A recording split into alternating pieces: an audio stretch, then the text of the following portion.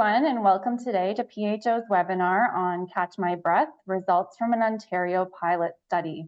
My name is Selena Degano, and I'm a Senior Program Specialist here at Public Health Ontario and Comprehensive Tobacco Control, and I have the pleasure of being moderator for today's session today.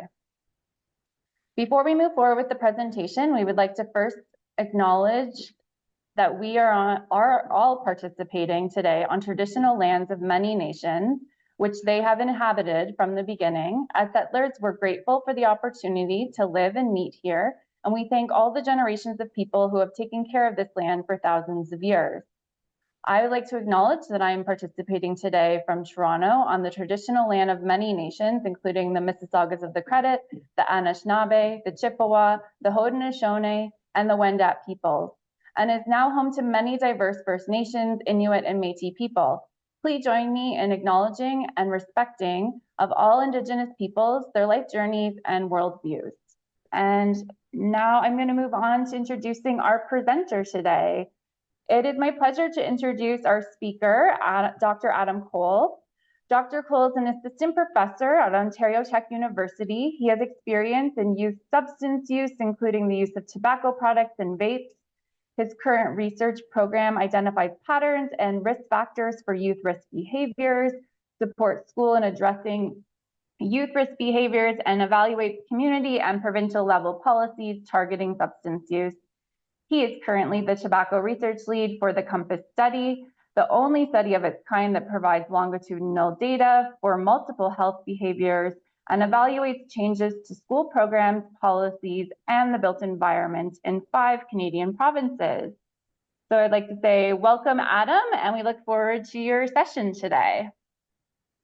Thank you for that introduction, Selena. So as she mentioned, I'll be reporting about the results from an Ontario pilot study where we were looking at a program called Catch My Breath.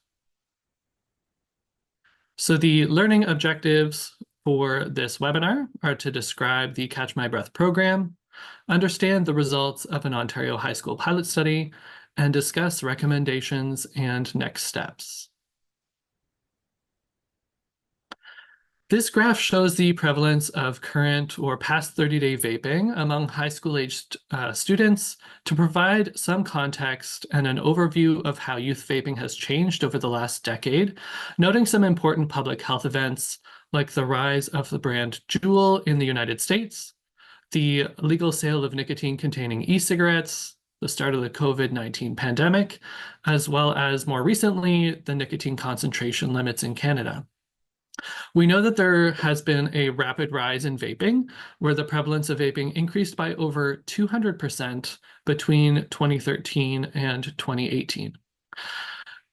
It's important to note that this rise in youth vaping happened even before nicotine-containing e-cigarettes was legal in Canada, and there has been some change in youth vaping as a result of the COVID-19 pandemic, but since then, the prevalence of vaping has been relatively stable.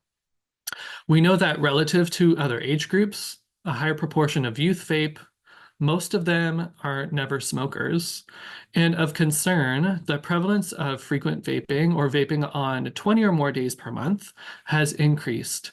And in 2022, 6.5% of youth aged 15 to 19 years reported vaping daily.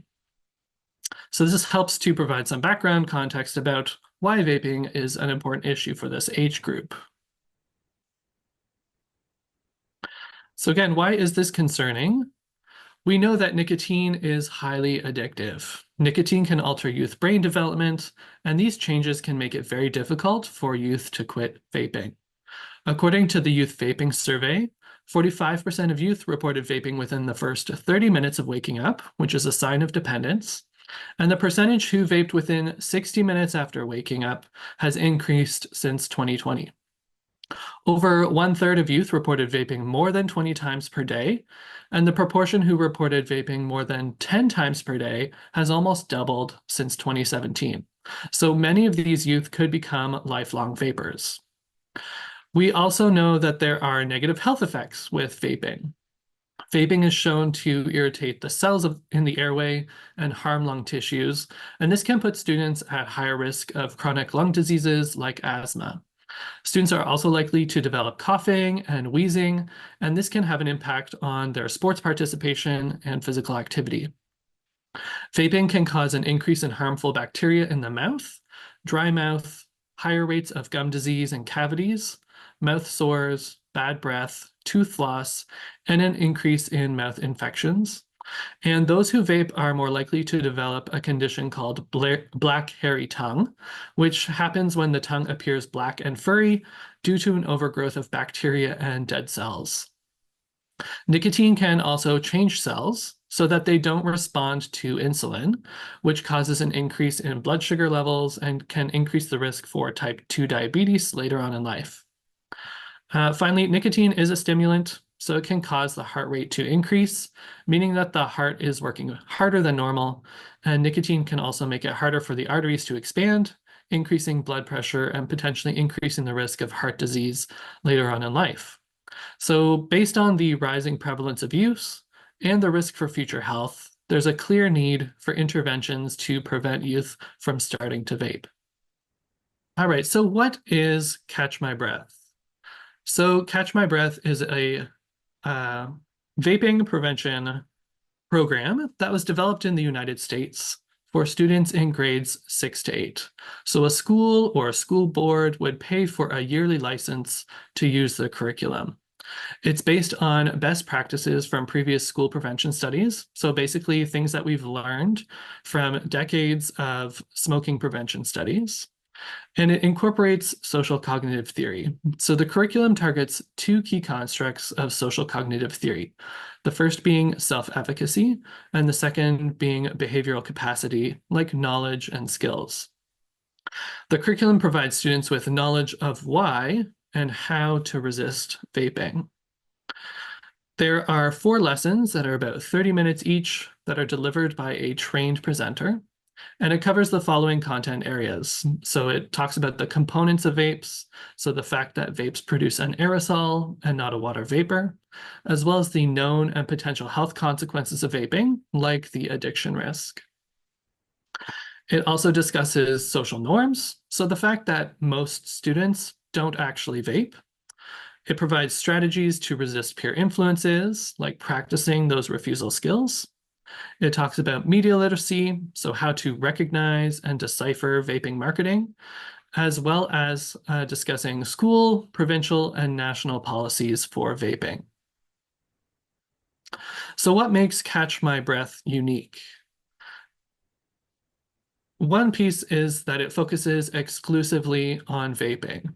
So there are many other programs, and they tend to be smoking prevention programs that just add a supplementary module or some additional information about vaping. So there might be, one additional session that's targeting vaping, but the rest of it really targets smoking prevention.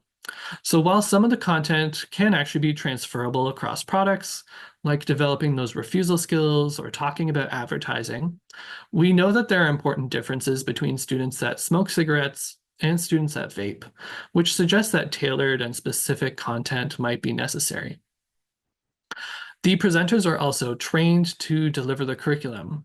So the presenter training helps to provide more consistency in delivery, which can increase the effectiveness of the program. There's also evidence of the effectiveness of Catch My Breath. So you can see the citation for a peer-reviewed publication that was published a couple years ago for the Catch My Breath program. And so this study found a significant increase in knowledge of the risks of vaping, which there are other studies that look at changes in knowledge of the risks of vaping as well. But importantly, there was a significant 45% decrease in vaping initiation at 16-month follow-up. So helping to illustrate that this program helps to reduce vaping initiation among students. So what are some of the knowledge gaps? So only some vaping prevention programs have been evaluated. And generally, programs that have been evaluated show short-term increases in knowledge of the components of vape, such as the fact that they contain nicotine, that they produce an aerosol, and that there are potential harms associated with vaping as well. Another knowledge gap is that there's generally few prevention programs in Canada. So we know that there are different policy environments and certainly a different approach to vaping in Canada compared to the US. So for example, in Canada, we've encouraged vaping among adults as a smoking cessation aid.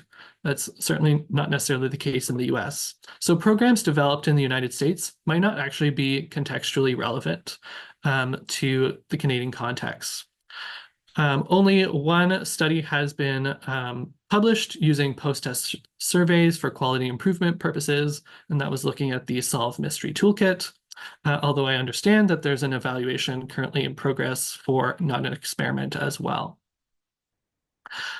Finally, most of these programs tend to target middle school students, which is certainly important, but we do know that 1/3 of high school students will initiate vaping over a 2-year period. And high school students may require some different content compared to elementary or middle school students, just because of their stage of development and they're able to take in different types of information. So our pilot study, the aim of our pilot study was to test the implementation of Catch My Breath, or CMB, in a sample of high schools in Ontario. We had 3 objectives as part of this pilot study. The first was to identify youth and presenter perceptions about the appeal, appropriateness, and comprehensiveness of the curriculum. The second was to assess short-term changes in knowledge of the risks of vaping and attitudes towards vaping. And it's important to note that we were looking at short-term changes because this was just a 1-year grant. The third objective was to examine the feasibility of implementing the full CMB curriculum in Ontario high schools to know whether it would even work. I'll also note that we received funding. This research was supported by a proof of concept intervention grant in primary prevention of cancer from the Canadian Cancer Society and the Canadian Institutes of Health Research. So for the methods, we recruited 10 schools across Ontario. And as you can see in the map on the slide, we included schools from the Greater Toronto Area, as well as schools in Northern Ontario, and some that were farther east. So we had some nice dispersion of schools across the province. The CMB lessons were delivered in 28 classes between October 2022 and April 2023. They were usually delivered by the classroom teacher, but we had a public health nurse and a health promoter that delivered the curriculum in 2 schools. And having other people deliver the lessons helped us assess the feasibility of other presentation options that could reduce the burden on schools. They were usually delivered in grade 9 phys ed classes, but it was also delivered in some science classes, English classes, and the vast majority of students who were exposed to the program were in grade 9. Finally, it was most often delivered over 2 days, although some delivered the lessons over 3 or 4 days. Before it was implemented in classrooms, we made some minor revisions to the curriculum, and this included adding Canadian statistics, so that was more relevant compared to US statistics, as well as Canadian laws and policies, and adding Canadian examples of vaping ads when they could be found. So as part of the study, we collected qualitative data from focus groups and interviews and quantitative survey data in order to understand the context for implementing CMB in high schools in Ontario. In terms of the qualitative data, we conducted 6 focus groups with students. We had 40 students that participated across 5 schools that implemented CMB. The students in the focus groups were mostly in grade 9. They included a mix of boys and girls and included some students who had tried vaping. We also conducted 12 virtual interviews with the curriculum presenters at 9 schools that implemented CMB. The focus group and interview guides included similar questions that asked about facilitators and barriers to implementing CMB, perceptions of the appeal, appropriateness, and comprehensiveness of CMB, and recommended changes. The focus groups and interviews were recorded and transcribed, and then we conducted a thematic analysis to identify major themes that were related to the discussion prompts. For the quantitative data, we had pre-post online surveys for students.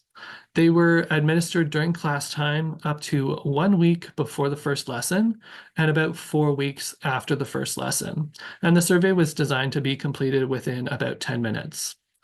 The questions on the survey asked about knowledge of the risks of vaping, subjective norms, and students' actual vaping behaviors and demographic characteristics.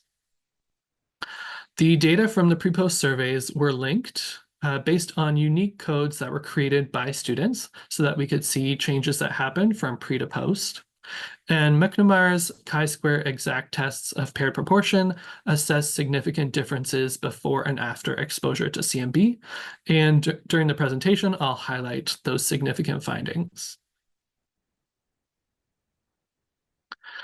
So the findings and results I've divided into 2 sections. First, I'll present the qualitative findings from student focus groups and the presenter interviews. There were similar results across youth and presenters, so I've combined the themes together, and then I'll illustrate some of those themes with quotes either from a youth or a presenter. And then next, I'll present the results from the pre-post surveys. So first, the qualitative findings. So our first question asked about appealing aspects of the curriculum.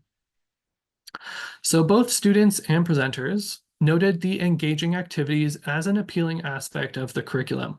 One presenter explained how engaging and hands-on activities are important for this age group because they're smart and they want to be creative and show who they are. The quote on the slide highlights students' enjoyment of the activities, and in particular, students appreciated the opportunity to engage and collaborate with their peers during the lessons. There were 2 specific activities that were mentioned, one of them being role-playing refusal skills, and the second being creating posters about the harms of vaping, which they tended to do on the last lesson. Another appealing aspect of the curriculum was that it promoted discussion and reflection. Not only did this encourage student engagement with the material, but it also helped to deepen their learning.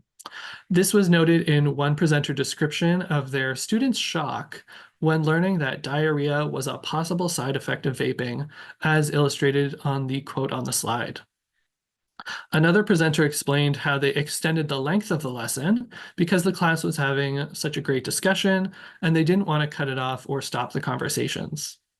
Students also commented on the ability to reflect on the content during some of the activities. And at the end of the lessons, students created a poster about the harms of vaping, and they explained how this enabled them to think about everything that they had learned through the lessons and condensing and summarizing this information.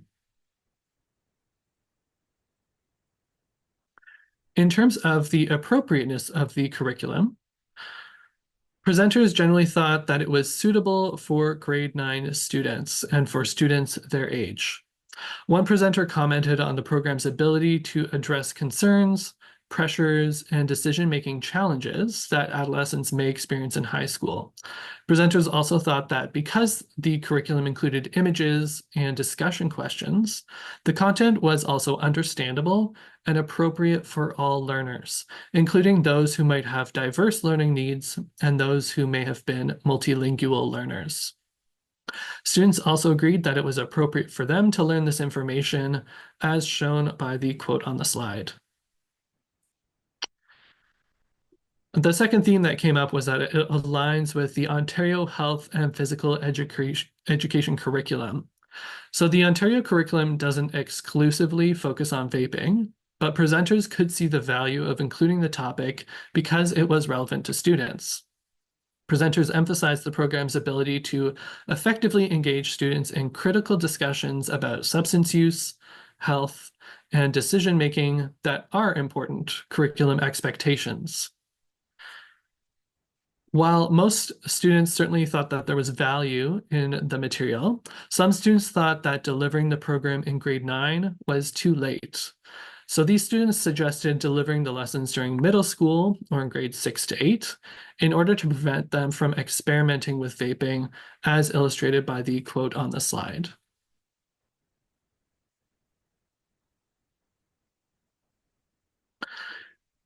In terms of the comprehensiveness of the curriculum, presenters and students noted specific aspects of the curriculum that were important and novel. So the first was vape ingredients and aerosol, and this was noted by both presenters and students. One presenter made a connection between the content from the CMB lessons and what is taught in other science courses, noting that formaldehyde, which is present in vapes, is associated with dissection, and students couldn't believe that this component would also be in e-juice. The realization that vapes contain and emit harmful metals and cancer-causing compounds had an impact on students, prompting them to reconsider their attitudes towards vaping. As the quote on the slide illustrates, reinforcing that vapes produce an aerosol and not a water vapor was an important takeaway message from the curriculum. A second key aspect was health effects and the risk of addiction. So presenters appreciated the focus on the risk of addiction with vaping and its impact on the developing adolescent brain. Presenters commented that students were shocked to learn how much nicotine is in a vape and how quickly they can get addicted, noting that students are not aware of how much nicotine is in vapes. Students also remembered that the curriculum discussed the various negative health effects of vaping. A third key aspect was vaping industry tactics and developing media literacy skills. So this was seen as an important aspect by presenters because it connected with the curriculum expectations. Presenters noted that the CMB lessons explained how students are targeted by advertisements, and this discussion helped open up the conversation about advertising more broadly. So one presenter made a connection between vaping advertisements and other advertisements that students might see, like an Old Spice commercial. And this helped to reinforce the powerful effect of advertising tactics, not only used by the vaping industry, but also by other industries. So as shown in the quote on the slide, students noted the subtlety of vaping marketing and advertising strategies, and several students also noted the millions of dollars that are spent by the industry to promote vapes, and students also brought up the hundreds of flavors as a way that companies market vapes to youth. So finally, developing refusal skills was considered an important feature of the curriculum that presenters noted was absent from other programs. So this aspect also connected with curriculum expectations, and providing students with an opportunity to prepare and practice their exit strategies was a tangible activity for students that helps them prepare for situations where they might be offered vapes.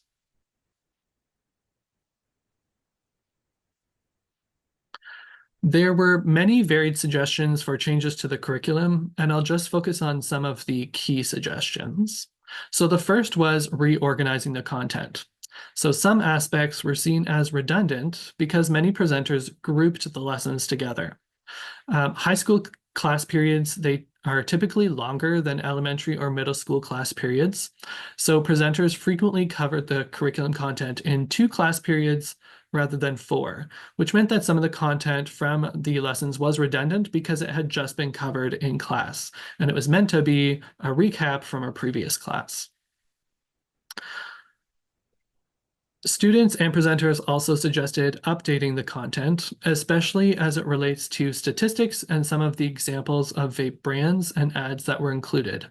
Several presenters and students mentioned the inclusion of older statistics, and students thought that the prevalence data were too low or the vaping ad examples were contextually irrelevant because they were from the United States.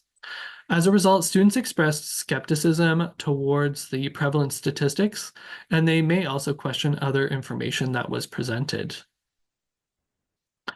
While students generally agreed that the lessons were complete and that the curriculum was comprehensive, some students offered suggestions for other content areas that could be included.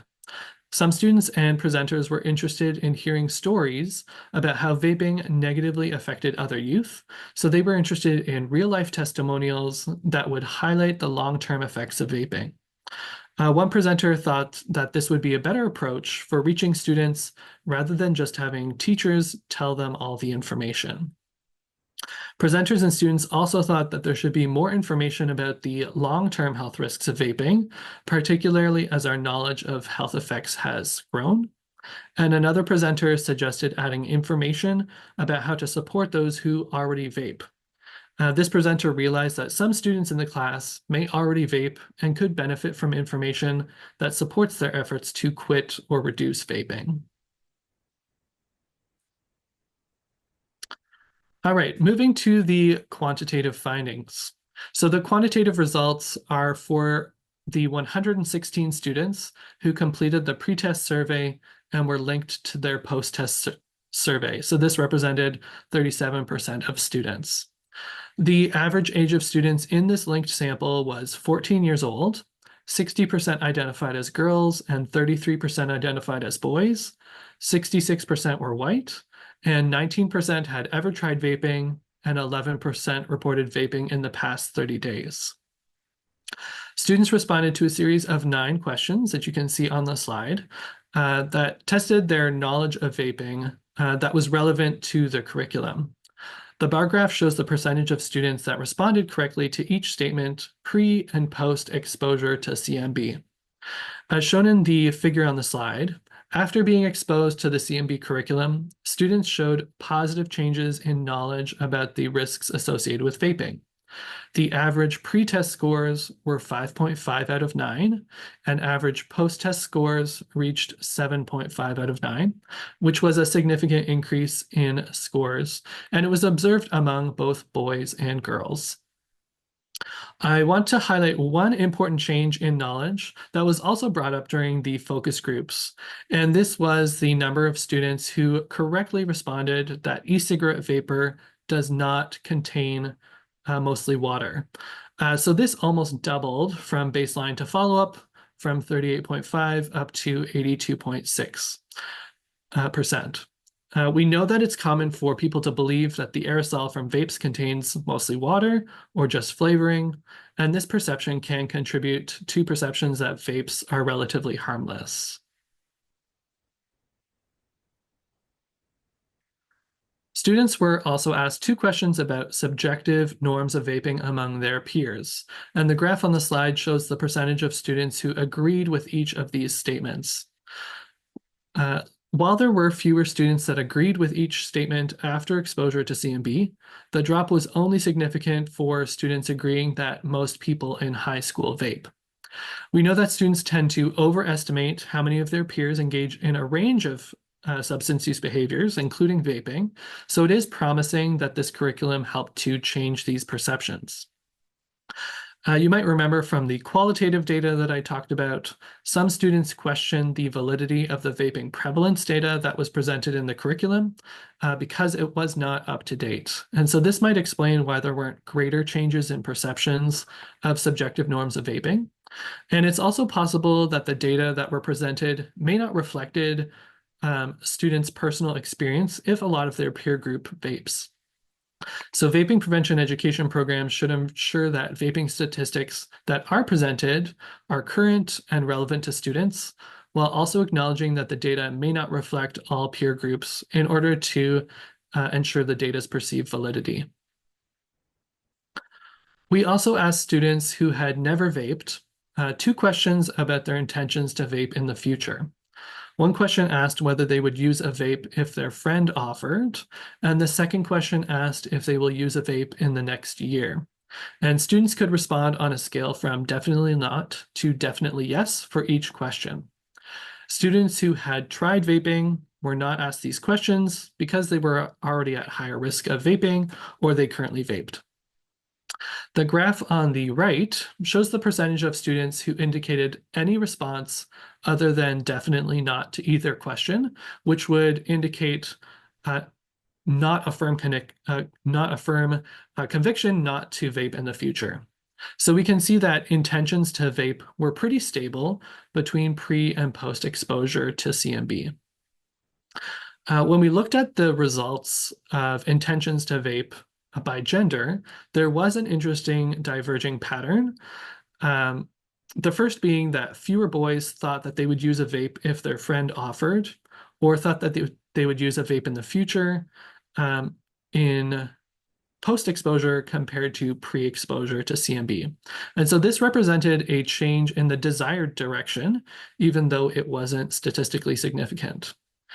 In contrast, we found that more girls thought that they would use a vape if their friend offered it, or thought that they would vape in the future post-exposure to CMB compared to pre-exposure. And this represented an undesirable change. And so from these preliminary data, there are additional studies that would be needed to confirm the finding and explore why there might be a difference in these intentions to vape in the future for boys versus girls. So what are the implications of these findings? So first, CMB helped to fill a gap in health education provided in high schools across Ontario by providing content that was easily delivered by classroom teachers and public health unit staff.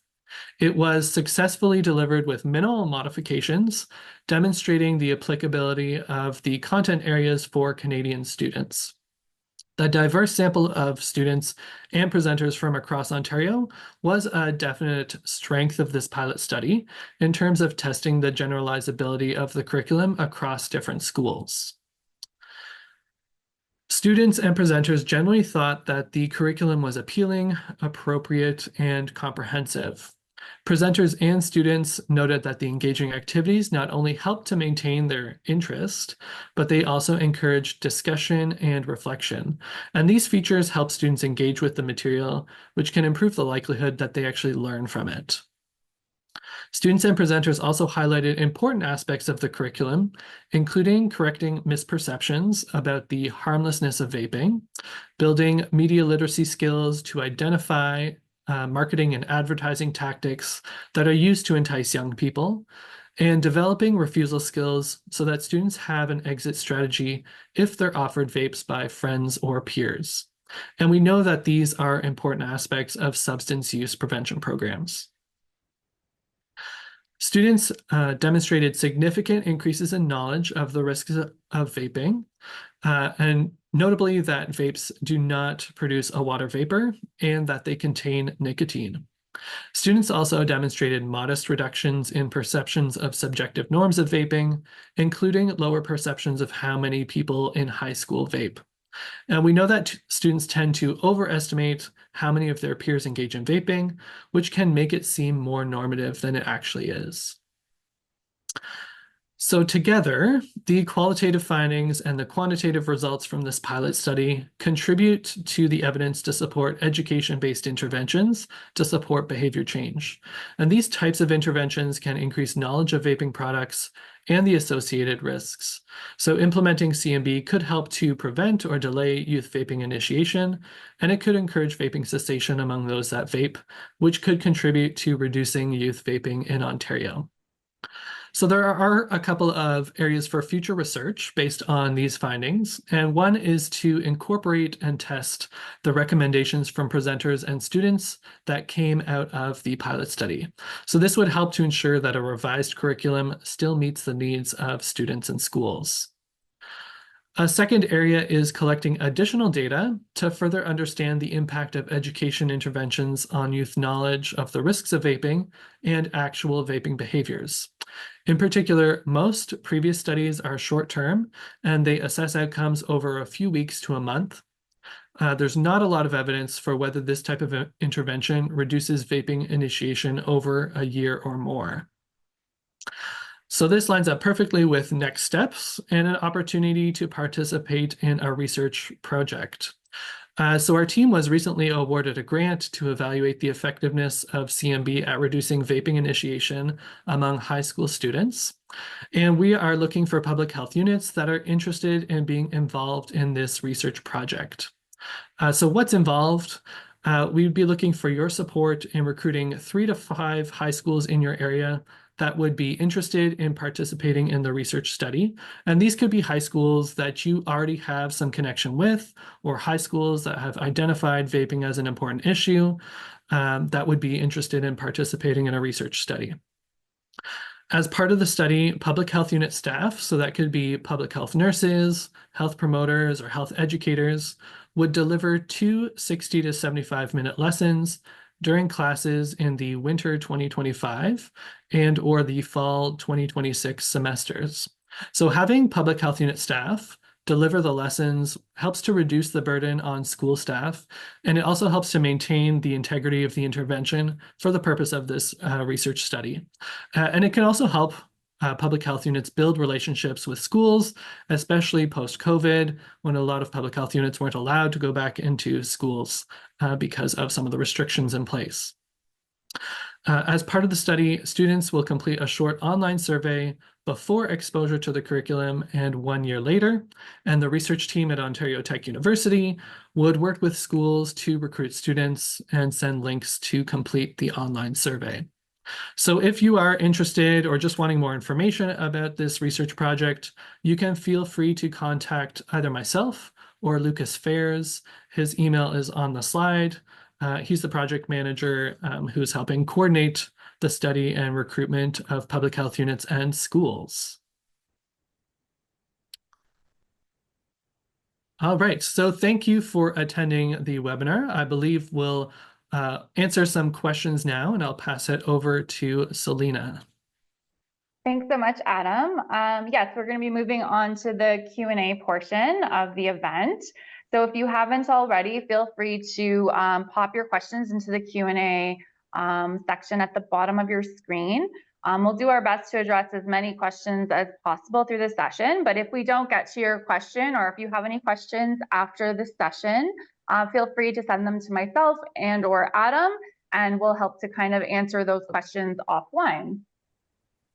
All right, so we have a number of questions popped in the chat. So I'll just start out with some of the questions around the specifics around the actual pilot project. So Adam, how were the schools chosen for the pilot? That's a great question. So initially we were looking for schools that were kind of close to Ontario Tech University, which is where we were situated. So we actually had one private school that participated. Other schools, we kind of just tried to spread out and recruit school boards from some different areas in the province in order to try and get some good representation from a variety of different contexts, including more urban schools, rural schools, suburban schools, and different areas. So we had applied to public schools, we had applied to Catholic school boards. We kind of cast a wide net to just see who we could recruit. We also had some school boards that were previously interested in this project when we were applying for funding, and other school boards and schools that we had started to build some of those relationships with. So to some extent, there was a bit of convenient sampling just to ensure that we were able to get the schools. And because it was a pilot study, we were interested in just learning about the program, how it functioned, getting some of that feedback from students and from presenters in order to learn and see how it could be improved for future deliveries. Great. The other piece on that is also around student participation. So how is their involvement? Was there a consent form? Could they opt out in the session? Could their parents opt out? What did that process look like? Right. So in terms of consent, we used whatever form of consent was required by the school or the school board. Most of the schools required active consent. So there was a letter that was sent home, and parents or students needed to return a signed permission form in order to complete the pre and post survey. Since the lessons were delivered during class, there wasn't consent that was required for attending the lessons because it was just part of what the school was what the school was using as curriculum for this area. So we really only needed consent for the research piece, which was participating in the surveys or participating in the student focus groups. Great. So now going into the actual delivery piece, so there was a question about whether the program was available in French for the pilot. For the pilot study, unfortunately, it was not available in French. So it was originally designed in the United States. We hadn't included any money in our budget in order to translate it into French. This has come up as well from some of the conversations that we've had about the next research project, where we're looking at more of the long-term effectiveness of the program. And unfortunately, again, I didn't think about including translation into French. If somebody has a pot of money that they're willing to share to translate the materials into French, please let me know. Because I'm kicking myself now for not including that. So at this point, it is only available in English, but it is definitely something that's on my radar to ensure that we can translate the materials into French so that it is available for French schools as well. Great. And then the other piece around the evaluation. So specifically with the teachers or the individuals who are delivering the content, as part of the evaluation, did we get a sense of how comfortable they felt with the content, how prepared they felt with delivering it, and the resources that were provided? Were those sufficient enough? Do we get any details about that through those evaluation pieces? Right. So certainly that came out in the interviews that we had with the presenters, and it varied, varied quite widely. So there were some presenters, they were quite comfortable with the material. They kind of knew, they already had some background information about vaping. They knew some of the risks. There were others that certainly wanted to feel more prepared. So they would take some time ahead of the classes to review the materials, to look through the slides. The curriculum comes with pre-prepared slides that have speaker notes in them. There's also resources for teachers to use that outline the different lessons and what's involved and the different activities. So there were certainly those that felt like they needed a bit more preparation in order to feel like they could actually deliver the content. But there were others that felt quite comfortable with the material. One additional rationale for including public health units in this next phase of the study is because public health unit staff are going to be more comfortable with this material. You can never quite be sure what types of questions students will have. And so teachers might not necessarily know how to answer all of the questions, or they might not necessarily have the type of expert knowledge about vaping and some of the health effects and even additional resources that are available in order to answer some of those questions. So having public health unit staff involved can provide a bit more of that expertise and support students in that way.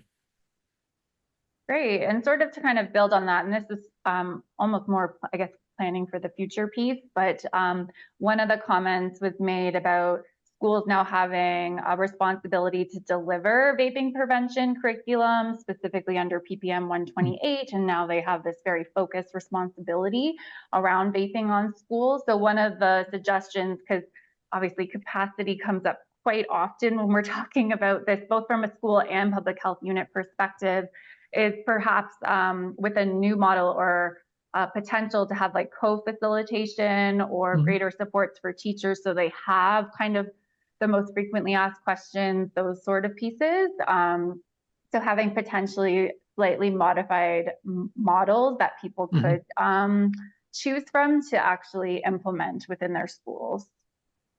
For sure. And I think it's certainly an excellent point, and it is something I think that we can certainly work towards because I think that's potentially a good model as well.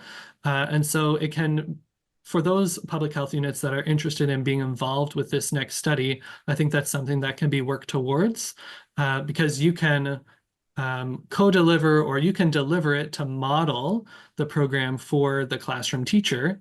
And then moving forward, they would be able to deliver it themselves. So you can kind of build in a train the trainer model, or some sort of training where you're helping to create that capacity at the school level so that they can continue to use it for however many years that they want to moving forward. Great. So, and then also moving forward to the next phase of the project, the longer term, is the intention to continue with grade 9s, or is it potentially like opening up to like grade 7 and 8? For this project that we're currently running, it would still be focused on high school students, but I am looking to apply for a grant that would look at delivering the lesson for younger students, so for grades 6, 7, and 8. One model that they are testing in the US is older peer leaders delivering the lessons to younger students. So it would be a bit more of a potentially complicated project in terms of identifying some of those older students who could actually deliver it, but I think it would be very effective as well for having, grade 11 or grade 12 students who are leaders in their high school going to an elementary or a middle school and providing this material to younger students. That's So it's actually, something we're working towards. yeah, no, that's actually a throwback to anyone who worked in tobacco back in the day, to the tobacco peer leader model that we used to have, having a student like peer to peer. And I know that some programs actually went to their feeder schools, elementary feeder schools, to deliver different programming and that sort of thing. So I think we've come full circle with it again. We definitely have. Yeah. Which is kind of nice. We can build off of things we've already learned in the past. The other piece, because this program is actually developed for middle school and we're testing it with high school. Did you do any comparisons to like the knowledge change or anything like that? Was there anything significantly different that grade 9s needed here versus what they saw in the US? That's a really good question. I haven't looked to see whether there were some differences in some of those different knowledge questions between, our sample of Canadian students compared to other US studies. I think from what I've seen from other studies that have reported about changes in knowledge and attitudes, there tend to be similarities in terms of students learning about the fact that most vapes contain nicotine, or the fact that they produce an aerosol and not a water vapor. That seems to be pretty consistent. Whether there were smaller or larger changes, I'm not really sure. But it did seem to be something that was memorable to students because it came up in the focus groups. So definitely, particularly the idea around an aerosol, so that it's not that water vapor, that seemed to be something that stuck with them. So it does seem to be an aspect that students don't tend to know or haven't known up to this point, where there can certainly be, greater knowledge dissemination around that piece. Yeah, just to combat all the, I guess, the other narrative around vaping products that they get from elsewhere, because there seems to be a lot more of like the industry messaging is more prevalent versus the public health messaging. Yes. So it's kind of good to know that some of the messaging is transferable and needed no matter which age group that we're speaking to and addressing. The other piece is, so it was obviously short term for this pilot because it was only a year. For the next phase of the project, what does long term look like, or what is the time frame for collection and what we're going to get at the end in terms of data? Right. So we are looking to follow up students a year later. And the key outcome that we're looking at is actually vaping initiation. So we're wanting to see whether students who are exposed to this program have a lower vaping initiation rate compared to students who would not be exposed to this type of program or other vaping prevention programs. So we are we're identifying schools and recruiting schools to deliver the Catch My Breath curriculum specifically.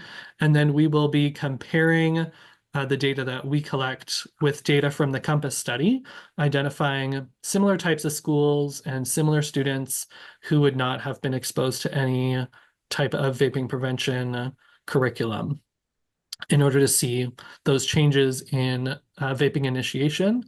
We'll also be able to look at, those intentions to vape to see whether those differ between the two samples. And then, of course, we'll be collecting, some easy information about changes in knowledge and attitudes that are some of those precursors to whether it's actually affecting vaping initiation as part of the project. So we'll have data from the survey before they're exposed or before, they see the curriculum. There'll be a time point 3 months later and then about 12 months later. Great. Thanks so much, Adam. So I'm just looking at the time, and unfortunately, we're going to have to wrap up our session today. So thank you again, Adam, for your great presentation, and thank you to everyone who was able to join us today live. If you do have any questions, I know there were tons of questions in the chat. So if we didn't get to your question, please feel free to email myself and/or Adam, and we'll happily help you get an answer offline. So thank you again to everyone, and I hope you all have a great day.